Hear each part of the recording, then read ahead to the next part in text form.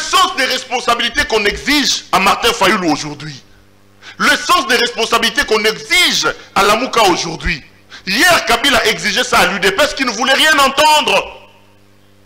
Alors venez nous présenter des excuses. Dites-nous, on ne comprenait rien de la gestion de l'État, de la gestion de la chose publique, nous, UDPS. UDPS, à chaque étape, il y a combat, il y a macasse, UDPS négocie avec le PPRD. Vétien a zonga Souboula la Pongaba bébé, c'est qu'on a Ibiza. Félix doit démissionner. Parce qu'il est incapable de donner des réponses pour qu'il y ait paix. Quand le peuple se met debout, il envoie le policier là, le militaire pour réprimer. À Cambonio, ça fait 3 semaines, na Ituri, na Beni, c'est Félix. Il y a mon Félix, 100 et quelques voyages à quelqu'un investisseur. Pour qui m'exacte, Congo va placer un pays à haut risque. Fayoulou a fait son lobby na est ya Zambie. Zambie voilà. Bakufara lokola awate. Lokola ya moni ki aye mukolo biso peuple to luka pe. So amoni nzele za te pour peuple na baba lo luka pe azonga mboka na bango. Tableau zate. Nous avons le tableau fabriqué. Nous avons le tableau fabriqué, mais les élèves jusque là on n'a pas amené. On doit donc ça y est chez le directeur. École bala batanga yango. Pardon? Oui, école. Oui. Message nous peut sa président pour l'école à Moupompa. Donc effectivement de vous-même vous regardez donc là où les enfants étudient. Yango bat baba na raconte gratuité parce que ce n'était pas encore le moment. Okay. Vous ne pouvez pas mettre la gratuité pour aucune formation. Le problème est national les akunati. Parce que le programme Félix avec il y a débloqué Mboka. Baké basala sur plage. Il y a déjà un problème, il y a violation intentionnelle dans l'institution république. Si Bakonga aya samba sambate, tu es bien monté à la 30 millions de dollars. Mais bon, il y a 1 milliard. Banque mondiale a ça le rapport sur 1 milliard 970 millions et bunga.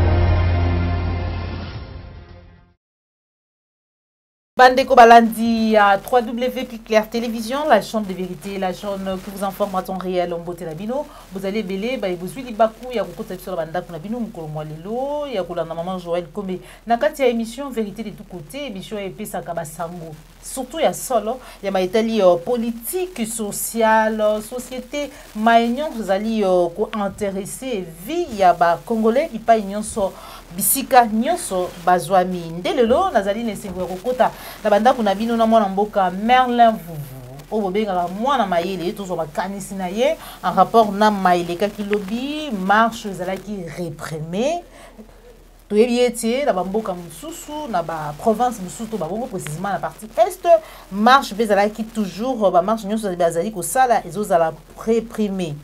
Quelle est la solution pour la paix? Parce que la marche, tous allez ça la pour la kimia et vous allez toujours réprimer. Tout le la saccage, il y a siège, il y a IDP, il y a ICD, où il y a soldats, les policiers, tout le monde qui vraiment au saccager, tout le qui va ICD, va se plaindre, va lobby, va zui, bango, ordinateur, bazui ba imprimante to belango na quatre émission mkolomwa lelo réaction ya mwana mboka Pero rapport pena marche déjà ezali déjà coupé ça va inikanda makasi mais aussi raté il y a investi ya gouvernement sans plus tarder na coupé ça matondo mingi na yo popo la yo mozoli sur ma caméra merci na cordon puis ma fuku na Joël Gona sans oublier Christian Bopate autorité morale depuis Paris.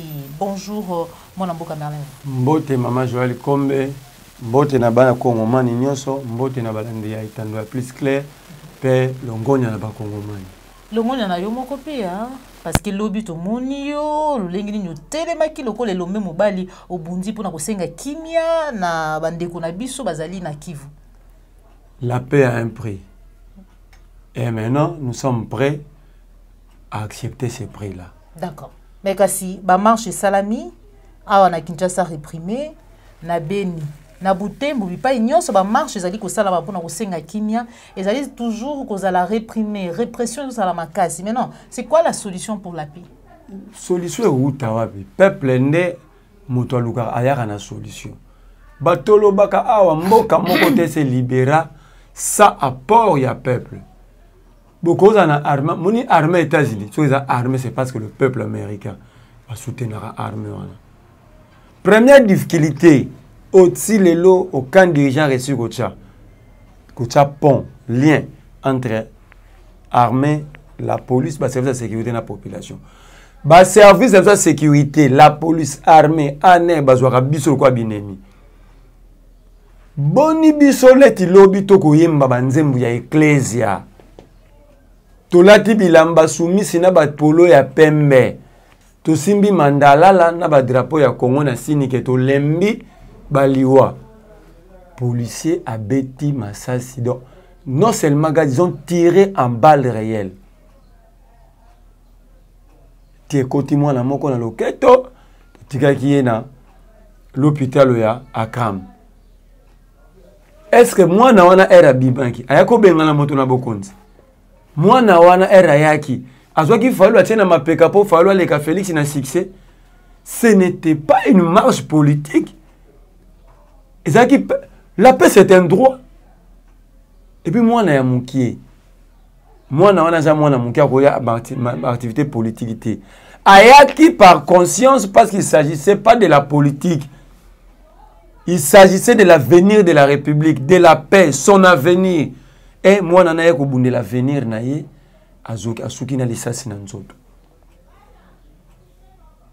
Félix a dit que on va bounder la 37 ans en démocratie. En démocratie, il faut que les responsabilités soient établies.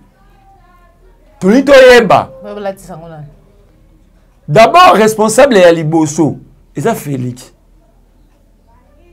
Makambonio, tu es sami na ba mars. Ça fait 3 semaines, na Ituri, na Beni, c'est Félix. Félix nous doit des explications. À part Rwanda, il faut que le procureur général de la République, l'auditeur général de l'armée, il faut une mission d'enquête, il faut que les responsabilités soient établies. C'est impossible. Bato ba yeko senga kimia. À part kimia peuple au senga non. Pour atabo pesi biso ya kolia. Atabo tongi ba l'hôpital.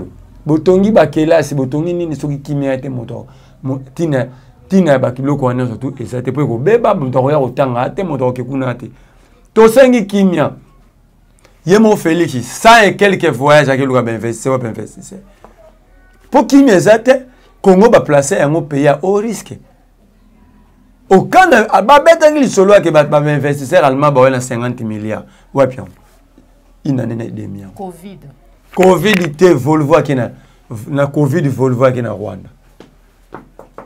Na Covid Chine a sombi Volvo.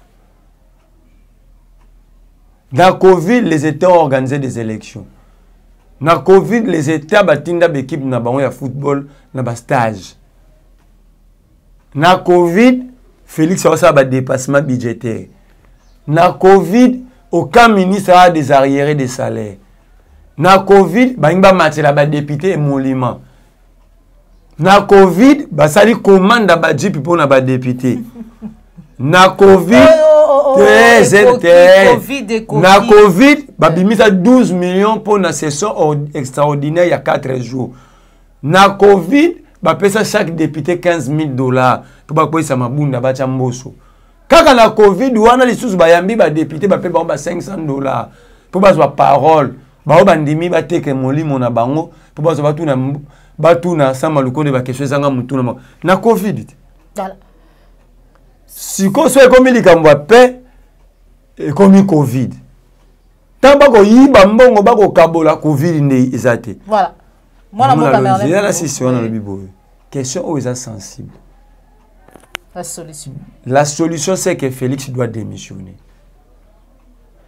Parce qu'il est incapable de donner des réponses pour qu'il y ait paix. Quand le peuple se met debout, il envoie le policier là, le militaire pour réprimer. Voilà. Avant tout côté la donc, solution pour tout le solution à paix. Le peuple est déterminé. S'il faut aller en guerre, na groupe armé na bisomoko. Au moins le bande quoi beni basara. Ba bima ba ken zamba na ba. Pour yara, ba vanda na parc avion. To ya bisomoko. Félix a ba soda. Oye ba soda ba accompagner peuple ba ke luka batwana ba beta. Mona ba image. Ba réprima ba na wana este ba beta bango exactement ba sa lobby. Mais tant que l'homme fallu a telemi lobby. Epsika songo je bouge pas soki bano nyonso ou ba ko répondre na appel pour na mboka na bango bango te bo changa na yoka président lo ka bina ka songo bo changa na mutu kana kende po bo kanga bano bo maltraiter bango je bouge pas. Ah bon? Mais là où ça dit falloir bouger te yango wana biso to tekala ki wana.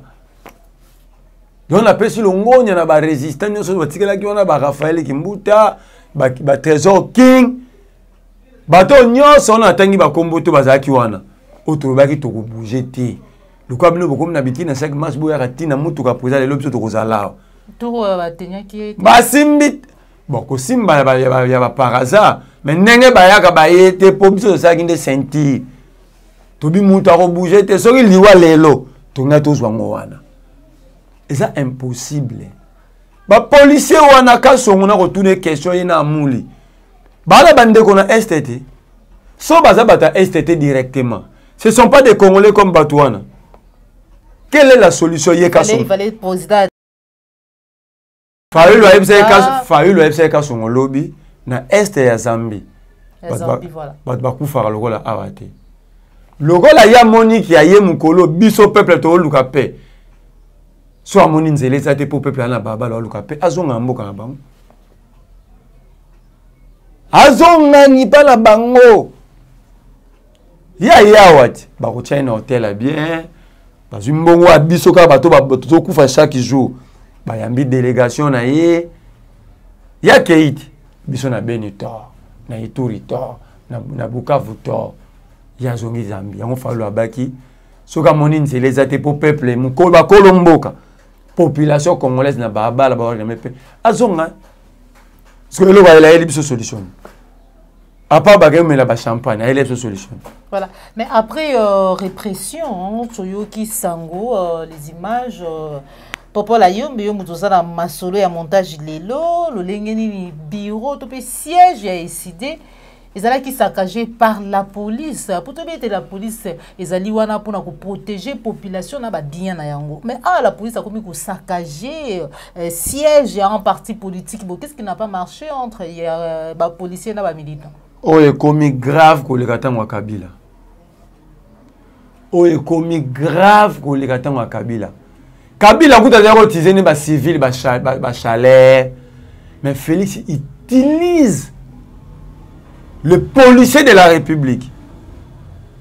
Même Kabila tiré dans le policier, il y a CGCD, il y a IDPS, il y a MLC, malgré tout ça qui est hostile à Kabila. Tout le monde va chaleur, va mettre, il y a PPRD, ça va dégâts. Mais Félix utilise les agents publics de l'État. Les agents publics de l'État. Au bazar, on a pour éthique et morale. Au bazar, on a pour proximité de la population. Au bazar, on a pour battre le peuple na biloko na. Félix a commis si bango bana misala na. Yango ndeko nanga Péro Louara lobby. Félix doit s'excuser devant les Congolais. Pour quelle raison? Non seulement IDPS Mobimba. Naba soki papa tient azonga kana molimo aya ko senga biso pardon. Pour la Ligue. Naba papa qui basa bambwa kem. Ceux bango bakenda déjà bana na bango faut basenga ba Congolais pardon. L'UDPS a menti à tout le peuple. Quoi? Qu'elle combattait pour la démocratie, pour l'état des droits. Arrivé au pouvoir, l'UDPS utilise le même moyen que bateau au UDPS soit disant tout Burundi ça ensemble. Le moyen plus que bango parce que bango doit utiliser ba maître ba civil mais l'UDPS utilise l'armée et la police. Qui est saccagé le siège. C'est grave. Pourquoi Félix est-il incapable de prendre le même policier aux autres qui n'a pas saccagé le siège décidé à Tinaba on a bien? Qu'est-ce qui n'a pas marché entre Tangu Kabila à côté qui batinda qui ba chalet ba qui ba tumbi ba siège à IDPS. Calciner les gens là-bas. Tout le gars qui n'a un salon. Na tindi bon. Joseph Kabila. Surtout à Félix là ils ont maman Joël de Tinda bon. Si vous avez une marche, il n'y a rien. Les policiers n'ont pas de la police n'est pas panzaki. Mais tout dans l'image, bateau lobby c'est fort, mais tomeka moke kotala vraiment lolenge kaka ndeko Merlin vous valobi awa kenoti la police bandeko ya IDPS esengeli bosenga peuple congolais pardon. Il faut basenga pardon. Il faut. Ça c'est une obligation. Aujourd'hui ils les font tolandana ndeko pero luao en image et puis toujours puis quelqu'un ndeko oyo bazokaki par ma balle puis ba gaz lacrymogène on se retrouve tout à l'heure. Kabila nous disait aussi que la République était en danger. Pourquoi alors on ne l'a pas cru? Le sens des responsabilités qu'on exige à Martin Fayulu aujourd'hui. Le sens des responsabilités qu'on exige à Lamouka aujourd'hui. Hier, Kabila exigeait ça à l'UDPS qui ne voulait rien entendre. Alors venez nous présenter des excuses. Dites-nous, on ne comprenait rien de la gestion de l'État, de la gestion de la chose publique, nous, UDPS. Voilà, réaction nayo, Merlin vous voulez l'eau, IDPS, kaka ndenge, bazako télémela Kabila dictateur, IDPS a télémela Kabila té. IDPS à chaque étape, il y a combat, il y a makas, IDPS négocie avec le PPRD. 2015, Tokobunda contre loi Bouchab, IDPS à Zana, Ibizana Kabila. Tolobi biso ba comment tobi le 19 décembre Kabila 2016 to Silani Vietchen Tshisekedi accepte que va qu'il y ait dialogue à 5 ans. Ba yibi moko élection pa Kabila papa Chen. Tolobi jamais nga kota kashwa sa mabele pour na base jamais. To kende veut prêter serment. Vietchen azonga subola la ponga ba bébé va que c'est qu'on a Ibiza. Wala biso to sombi ba ore ya minene. Tobi tata lobi tola la tozo sa tata surtout kabe oh papa na IDPS bana Ibiza. Donc IDPS n'a jamais combattu. L'IDPS a combattu aucun régime. Face à Mobutu, Vekiba Samaliba, na place de l'indépendance na Lubumbashi, à Luba Boyi. Balobi ke ngala ke ndaka pa Mobutu na Gbadoli te yango babifona longo na IDPS batu ne Etienne Tshisekedi tant okutana na Gbadwa ke ndako sana 93 94. Voilà. Donc l'IDPS collaborait déjà avec tous les régimes. Liboso na ebisa ke IDPS sala Vetchen basala charte impair Vetchen alingai multipartisme mais batika ngaka des partis IDPS n'impère boya bafungulango. Donc IDPS est toujours na sens ya pouvoir ya mabewana otui ya accompagner. Vetchen toujours yi to ke tiki akoma président tango plus 4 mars pour nambuza mabe. Vers boya. Abia ozongo na élection même ko l'élection 2016 abia oyati. Habité na non partant. À l'époque j'étais encore étudiant. To bimma étudiant il peine na to but papa tiens de l'autre que ne kuna quoi ba j'ai l'équipe Vetchen non ngai na za démocrate na ozo pouvoir na ba voix ba élection en 2006 vers lobby IDPS ça concerné ni de loin ni de près pour les analyses. Donc voilà, c'est depuis longtemps IDPS a évolué. Il y a un 38 ans école buissonnière. Au monde ba komo bisa batulu là. Ba tata mo azana ko na komo ka sono so ki wa kwenda. Ya on appelle ce conseil. Le rôle a yé na ba député IDPS. Babi ke mandat ya Félix Ebanda so ba investir ya gouvernement Sama Lukonde. Ya on a ebisé bo ya ebisa biso to ndimi ba chango bongo. Mais ba ke pa Chilombo, ba ebisa so ba salaire to pas ça salaté. On paye qu'à celui qui a travaillé.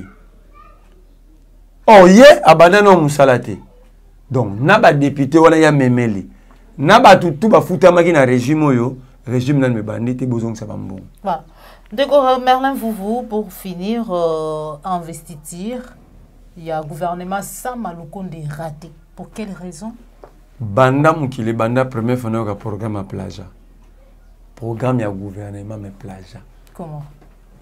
Tant que nous sommes en face des amateurs, nous avons tout ça à blague.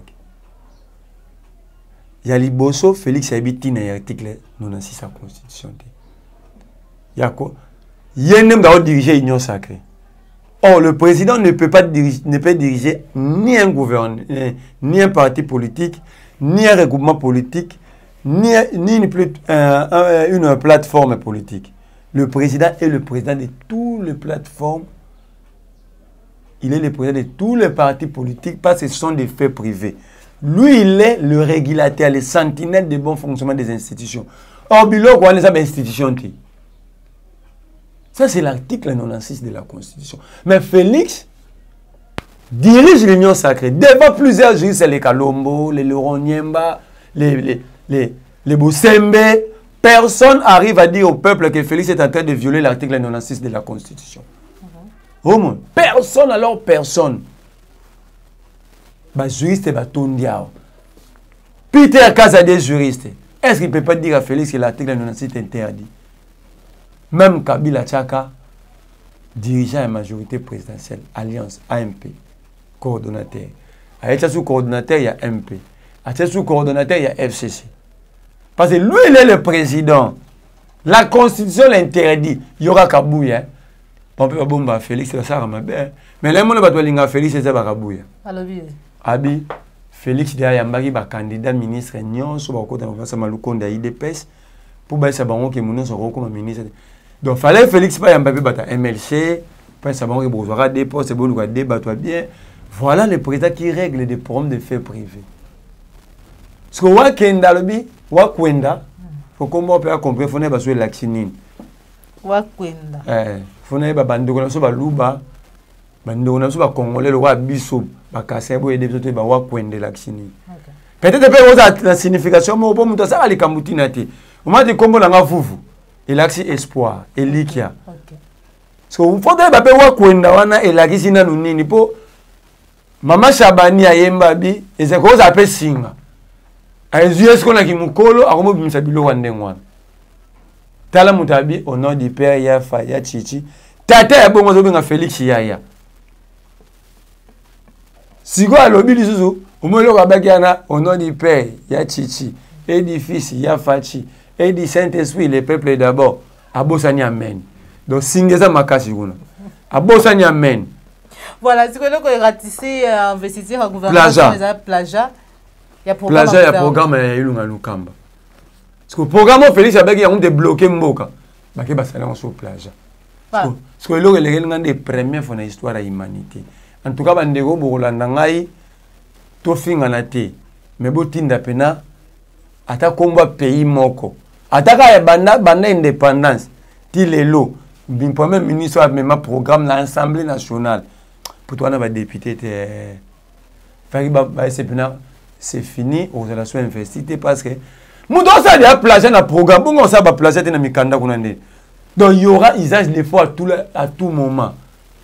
Il y a mis balai. Il y a aussi investir gouvernemental. Le programme est un programme du gouvernement de la République. Il y aura programme même. Programme du gouvernement de l'Union sacrée. Il va changer Congo Combo. Il y a un programme du gouvernement de la République démocratique du Congo. Pour que même on peut représenter un peuple congolais. Même on peut représenter l'Union sacrée. Il y a un programme. Programme du gouvernement de l'Union sacrée. Donc, les députés, les députés dans le il y a une propriété de Congo-Manité, les députés de l'Union sacrée. Merci beaucoup. C'est là. Il y a des bêtises qui sont mater batondi. Na début programme est signé dans Samba Lukonde na fin Félix Tshisekedi. Et sur mon document bon. Et sur mon wapi.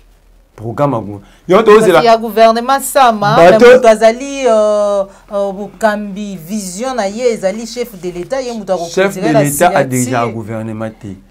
Les institutions à part l'institution exécutive, l'institution gouvernement. Lui il est l'institution président. Mboka oyo constitution na biso yango ba bosembe wana par ko loba na TV ba même ratolité. L'autre veut que ça mayele makasi Christa Bosembe. Ya Christa Bosembe. Santa Kangote. Oh. Mutu tazolo ba ke bajisha ku constitutionnel bazo dépend de l'article 89 à constitution pendant que 89 ça ba jijo bazo sala carrière na magistrature. Ah. Siko ya muke yango azoko ko sa Félix Teke article 96 péquicier à côté de membre ba parti politique, il y a ba plateforme mais d'azo côté union sacrée. Il y a encore des que Union sacrée, la plateforme de parti politique. Et sa vision des chefs de l'État, et ça, ce que je dirige Batou, c'est qu'ils ont recoupement, soit des plateformes, soit des coalitions au pouvoir. Or, ces coalitions ne peuvent pas être dirigées par le président. Parce que lui, il est le président. Cette coalition n'est pas une institution. Lui, il est président. L'institution, c'est l'institution de la République. Or, on les a groupés, on va faire un regroupement. Voilà. Merci. On va coalition. Ok. Donc, Félix, maman, comme autorité morale. Il a vision, chef de... Donc, Christian Bosembe, prof Mbata, merci le roi, comment comprendre. Il peut être au le bateau. Apparemment, il est gris. Il peut être au Kenya, le bateau, il n'y a pas mon Québec, il prof Mbata ko à comprendre. Mbata ko à comprendre. Merci beaucoup, Berlin. Nous sommes arrivés à la fin de notre émission. Mettons le Belama Italie. Extradition, il y a Willy Bakonga, ministre enseignement. Oyo. Baki Okangaye na Brazzaville, na 2 millions de dollars, il y a des Congomani, mais déjà, on découvre que le ministre de l'enseignement, dans la République démocratique du Congo, un Américain. Et que, comme moi, pas si, il va extrader. Au moins, pour ça, pas si, toi, on est en doïque. Et bien, il va vendre la Tina présidence, Tina va député, va ministre. Ils ont des doubles nationalités dernièrement. Moi, je suis lobby sur le Mikando, je suis un sola loba ki kaka lisusu mama nationalité na ngana ba passeport ne eh on a joué ça soka meka ka connaît mama nationalité pour soi lui mama nationalité par rapport à la nationalité congolaise lui-même ne peut pas parler du Congo parce qu'il est américain donc de quoi il passe à mon col la monika ma ele a comprendre atikana pour na so vérité na ngana na ba passeport ne voilà tous voilà nous donc des pays où on a dit il faut députer, ne sais pas comment réfléchir. Comme nous avons beaucoup de citoyens congolais, on va comment on a double nationalité. Soit tout sengi bango va renoncer à la nationalité, soit va renoncer à la nationalité congolaise. Toti qui l'article on est sur la nationalité n'engeza. Soit au fongoli yango pour qu'il y ait plus de débat. Okay. Parce que là maintenant nous sommes en difficulté, il faut tout reconnaître. Ba Congolais ba na libanda, ba tangi kuna, ba zo ba nationalité pour se protéger. To bazongia wa bazo renoncer na nationalité wana te ba oyamba mort comme ministre et le député national ba législateur congolais ils acceptent ils investissent ce gouvernement là avec ba ministre donc il y a déjà un problème il y a violation intentionnelle dans l'institution de la République voilà. Félix Yemoko avant d'être trop longtemps en Belgique il vivait comme qui ses enfants sa femme travaillait là-bas comme infirmière elle avait quelle nationalité? Bon, Félix a été comme exilé, les autres, les Bilonda, les Guilain Niembo, les Sami Badi Bangou de Salah débat, tu vas checker Premier ministre. Donc ils sont nombreux. Et un peuple conscient, on s'arrête. C'est ce qu'on m'a compliqué. Pour en fait, Batouana, Congolais d'origine, mais la nationalité. Qu'est-ce qu'il faut maintenant faire pour régler ces problèmes?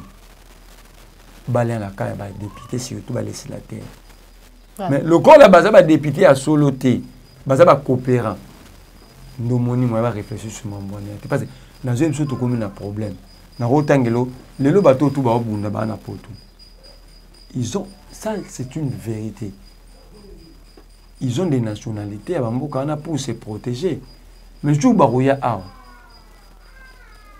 bon ça parce qu'ils ont des ambitions. Bon, ça voilà. Marlène Foufou, Misolo, il y a gratuité et enseignement. Misolo a gratuité. Parce que il fallait quand même azonga asamba pour Maman Joël. Ceux qui Misolo ngo ekena même ceux qui Maman Joël. Boutisa kana loko te na justice en Willy Bakonga aya samba te to ebi dia monta ba Hollande la Willy Bakonga 30 millions de dollars. Mais bon on y a 1 milliard. Dans rapport à Banque mondiale en 2020, je vais chercher ces rapports. Il y a un esprit supérieur à Rosanna, on maître Nico Maengel. On a changé le téléphone, il bloqué maître Nico Rosanna. Il y a un esprit supérieur. Pour Banque mondiale, a un rapport sur 1 milliard 970 millions et bunga.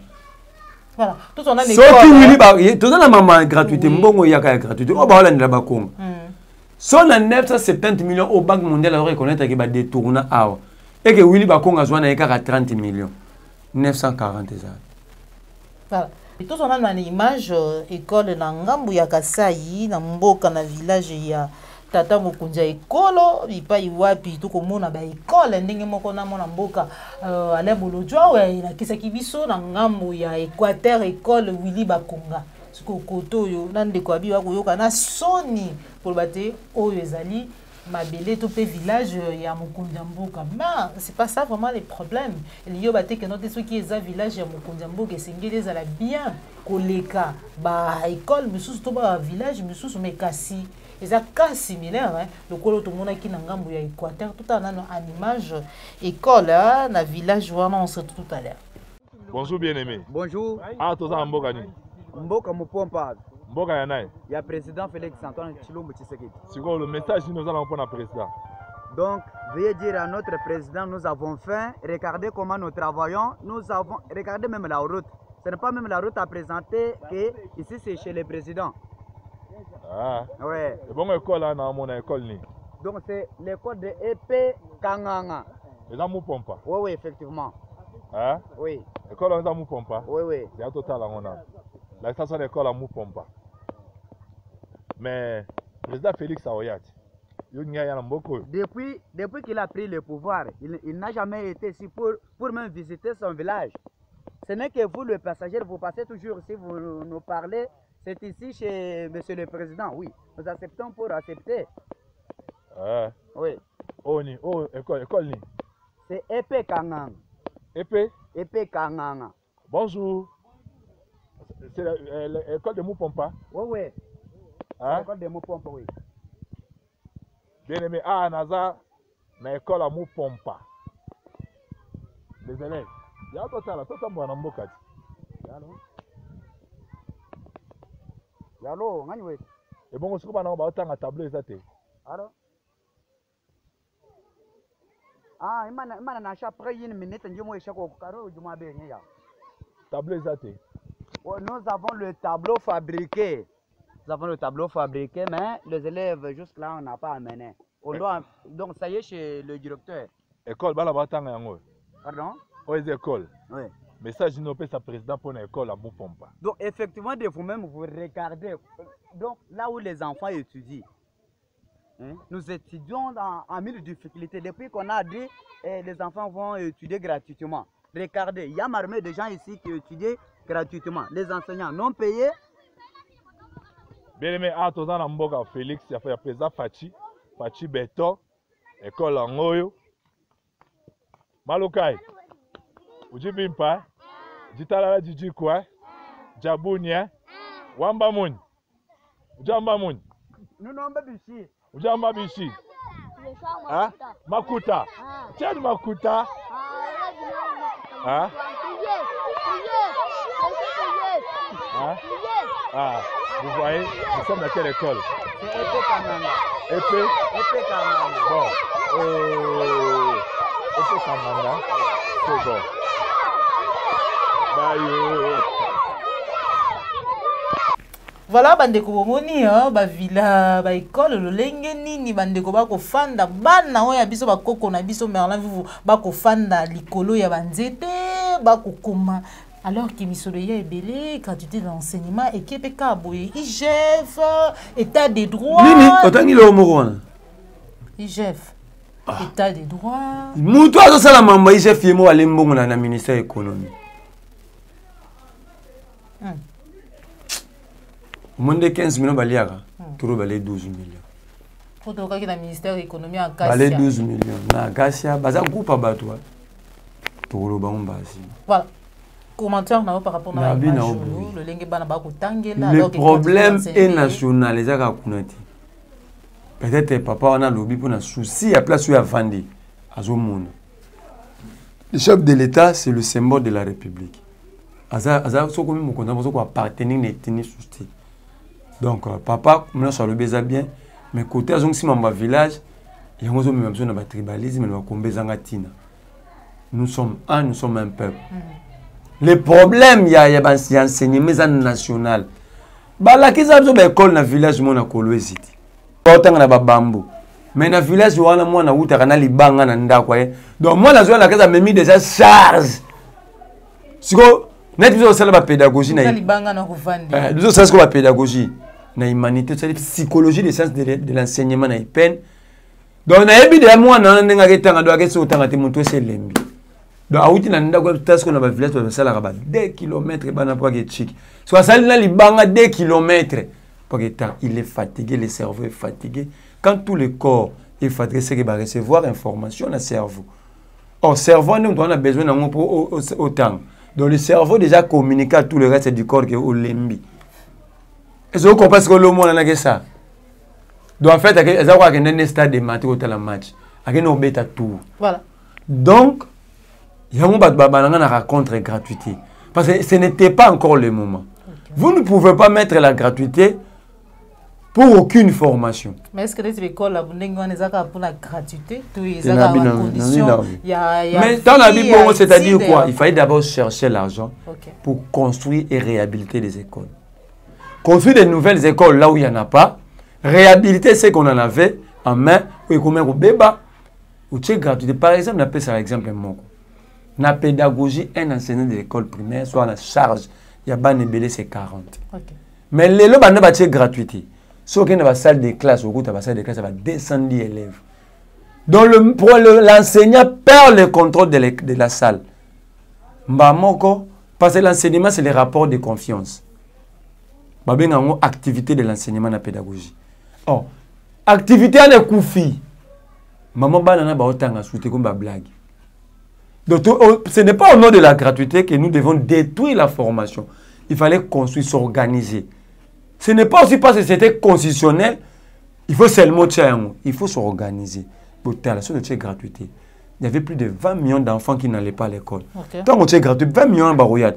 Ils vont maintenant aller dans de quelle école? Donc, déjà départ, les acquis m'abé. Ce que je fais, on a des l'autre ça sous awa, ils étaient là rentrent liés en cas. Si on a 970 millions, bakong a bétiné 30 millions. C'est-à-dire, on mérite pas kangaye. Mais toi, tu as besoin de yeba. 940 millions de siko.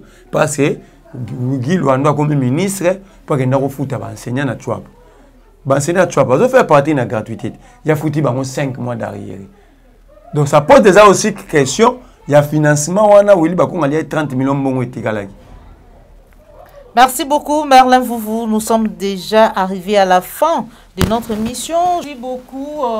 Merci à Papa Layombe, Cordon, Pimafoukou, Joël Gonago, chasseur d'images. On a rappelé le sous-sous maman Joël Kobe, la perda qui caméra au Papa Layombe à Filmaka, policier, des répressions et Zalaka. Donc, mais sinon, on continue à faire notre boulot, vous informer en temps réel, c'est notre devoir.